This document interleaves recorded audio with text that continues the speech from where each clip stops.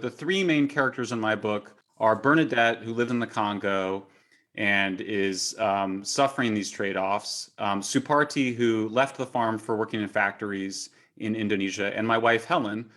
They're all women of color, and they all sort of describe these stages of development and why why economic development is good for them as individual human beings and is good in and of itself. And as it turns out, is actually good for the natural environment too. Yeah, this chapter, Sweatshops Save the Planet, that's subchapter actually. I figured that would make you a lot of friends. So how do sweatshops save the planet exactly? How do you justify a statement like that?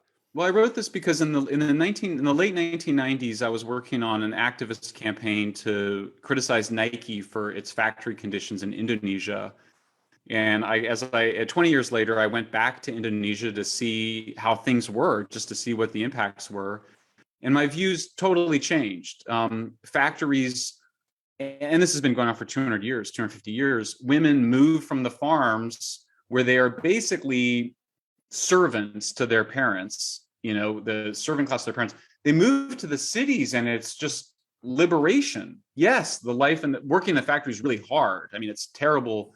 Not compared to subsistence living on a farm. But not compared to subsistence living on the farm.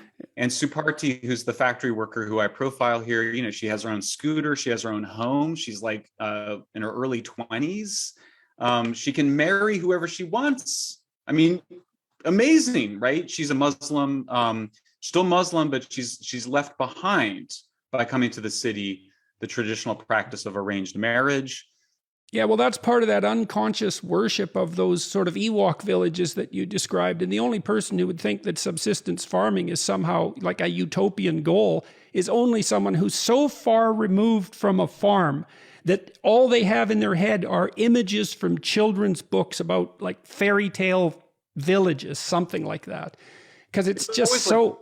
Go ahead. It's like Elizabethan. I always joke that it's always, the utopias are always like Elizabethan England. There's always like a Renaissance fair going on at the same time, and everyone's, and there now, there's a kernel of truth in it, in that when you go to Africa, when you go to really poor parts of sub-Saharan Africa, as I did the day before I saw incredible endangered monkeys, you're walking through villages that don't have any electricity, and there was a church service going on, and they started singing, and I was just like, oh, it is as romantic and beautiful. And, when there's not electronic radios blaring and whatever, now in that same village, infant mortality is really high. In that same village, the opportunities for women are very low. Not to mention, if you're gay, I mean, you can't be gay in those villages. You could be killed. So, there is something that does get lost with modernity. But absolutely, the stuff that you gain has been completely forgotten and nobody remembers it. I wouldn't have known it had I not been a radical socialist in my teenage years and went to Nicaragua to help the Sandinistas. I worked in Brazil to help the anarchist landless workers movement. And, you would meet young people and you'd start talking to them and they'd be like, hey, how do I get to the city? Yeah. And it would be like, well, we're trying to create a workers cooperative here, and be like, yeah, man, I just want to get to the university in the city. Can you figure out how I can do that? And that changed me. And working alongside folks as they're clearing rainforest. Yeah, that's fun. Brutal. I picked rocks when I was a kid. I've tried to take stumps out of the ground. You do that for a week or two and just see how far you get. Picking rocks out of a field, that's quite the entertaining work. So...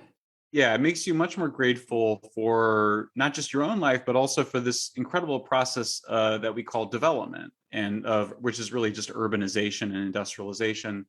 So I wanted Apocalypse Never to sort of remind people, introduce that reality to people, and also to see that it's not the case where the picture people have is that you industrialize and then you destroy nature. No, it's subsistence agriculture at the forest frontier, which is driving the destruction of critical habitats. And that means poverty. Isn't that so cool, though? Isn't that so cool when you step back and look at it? It's like, oh, poverty is causing a tremendous amount of environmental damage. So if we could make people rich and make things better biologically, let's say, more sustainable, and actually the way to do the latter is to do the former. Make people rich as fast as you possibly can. Then they start to care. It's like, Absolutely. and then you say that to people, it's like resistance. It's like, oh, I see. You don't want people to be rich on a healthy planet. So what's up with you exactly? If that's bugging you, what's going on? Because that's a good goal. And all the smart environmentalists I've talked to, Lomborg is like at the pinnacle of that in many ways. They all come to that conclusion.